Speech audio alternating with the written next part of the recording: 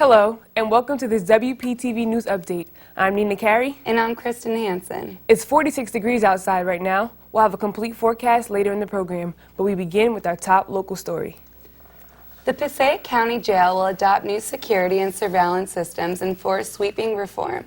A federal judge approved a settlement today that will bring change to the decade-old facility. The agreement was signed nearly 3.5 years after a class action lawsuit was filed on behalf of the inmates at the Patterson Jail. The jail was being scrutinized for overcrowded conditions and was targeted with abuse allegations since 2006. According to the federal judge, the jail's conditions were shameful. Fresh off his primary wins, GOP presidential candidate Mitt Romney will be in Somerset County today to headline a fundraiser for Republican U.S. Senate candidate Joe Carrillos. The campaign stop is payback for Carrillos, who chaired Romney's 2008 White House bid in New Jersey. The $5,000 per plate fundraiser will be held at a private home in Bernardsville.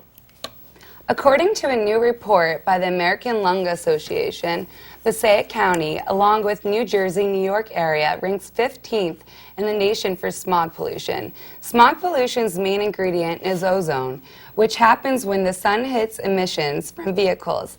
It can cause lung irritation and trigger asthma attacks. While air quality in New Jersey is improving, the report shows that it is still among the worst in the nation.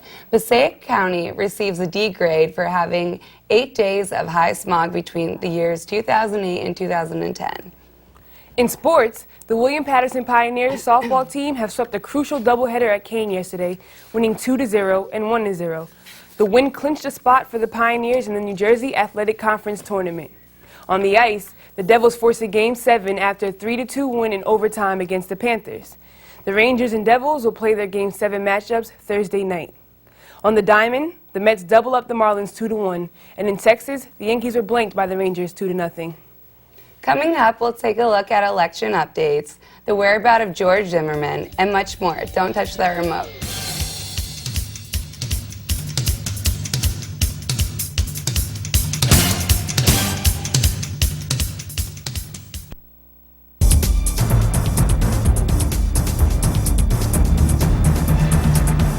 If you look at people and all you see are labels, everyone loses. Labels hurt all of us, and they're wrong.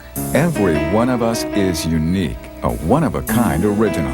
We are all one of a kind. Stereotyping is wrong. Stop stereotyping. A message from your American Muslim neighbors. When I was a kid, I dreamed of being a stuntman. I went from dream to dream pretty quickly. I wanted to be a cowboy. Tom Cruise in Top Gun. I dreamt of being a nun. Actually, before that, it was Popeye. Malaria kills more than 2,000 children a day. Text NET, N-E-T, to 85944 to make a $10 donation to Malaria No More. Oh, messaging and data rates may apply. Let's make malaria no more. To this WPTV News Update, I'm Nina Carey. And I'm Kristen Hansen. Time now for our top national and international stories. Another GOP primary night yields no surprises, but could it finally force one contender out of the race? Karen Kafa takes a look at Mitt Romney's sweep of 5 more contests, or whether the Republican nomination race is really over. Lacked the drama of previous primary nights, but Tuesday did mark a turning point in the GOP presidential contest. After 43 primaries and caucuses, many long days, and more than a few long nights, I can say with confidence and gratitude that you have given me a great honor and solemn responsibility. And together, we are going to win on November 6th. It was the first round of contests since Rick Santorum pulled out of the race and left Mitt Romney's path to the Republican nomination virtually unobstructed. Romney's sweep of 5 contests in New York, Pennsylvania, Connecticut, Rhode Island, and Delaware appears to be the end of a long party fight. Newt Gingrich hoped he could at least seize Delaware's winner-take-all contest. Despite Tuesday's results, he says he's still in the race for now. Over the next few days, we're going to look realistically at where we're at. We have worked very, very hard. We've had a lot of support from an amazing number of people. We're going to be here in North Carolina all week. But Gingrich's campaign appears to be running out of states, out of time, and out of money as the calendar moves towards May. And Romney's speech signaled the final pivot from battling fellow Republicans like Gingrich and a focus on the general election fight. In Washington, I'm Karen Kafa. A former aide to then presidential candidate John Edwards testified Tuesday he helped cover up Edwards' affair with campaign videographer. Edwards faces up to 30 years in prison if convicted of all 6 felonies and misdemeanor counts against him. Young is testifying for the prosecution under a cooperation agreement with the hope that he won't be prosecuted. Joe John reports. With Andrew Young on the stand, he's the former right-hand man, errand boy, and fixer to former Senator John Edwards. The prosecution laid out a simply amazing story of sex, lies, politics, and money.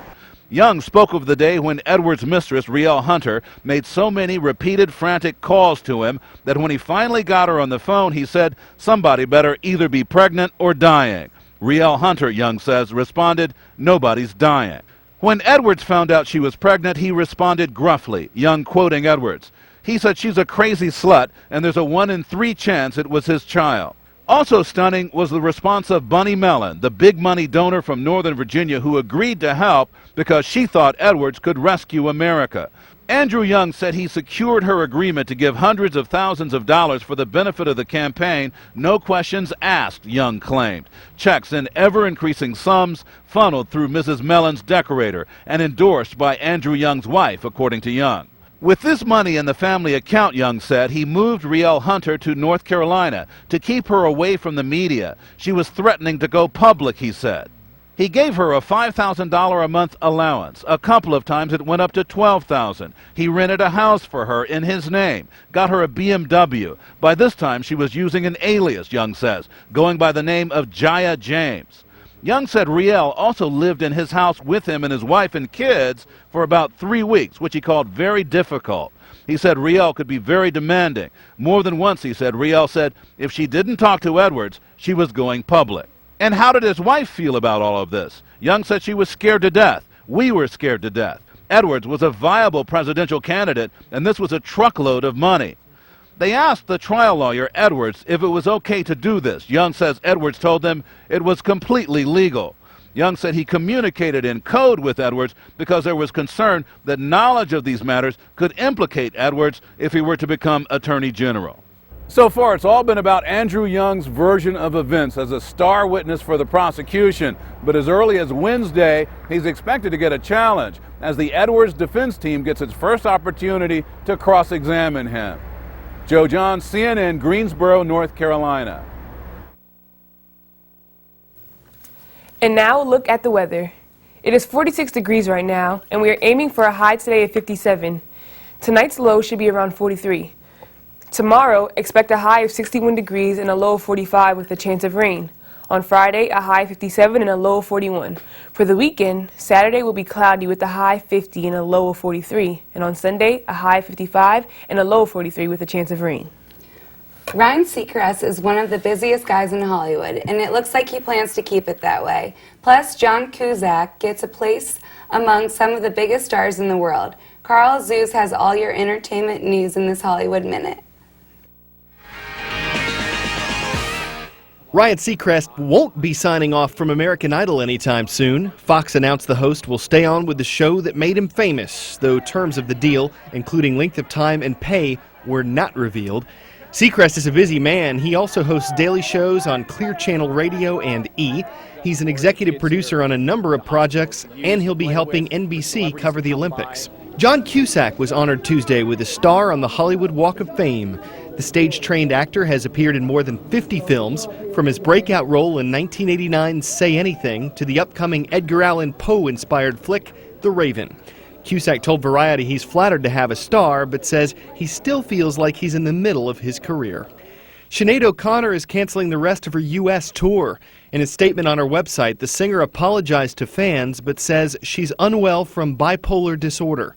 O'Connor had upcoming performances scheduled in Milwaukee, Chicago, Washington, D.C., and Philadelphia, and New York. She hopes to be back on the stage in July for a tribute to the late Curtis Mayfield. For Hollywood Minute, I'm Carl Azus.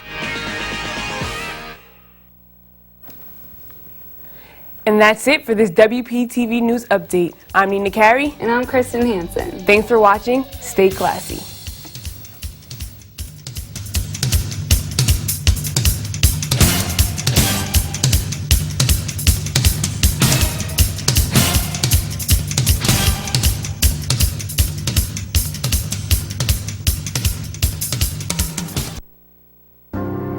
From Iraq and Afghanistan, our brave warriors are coming home.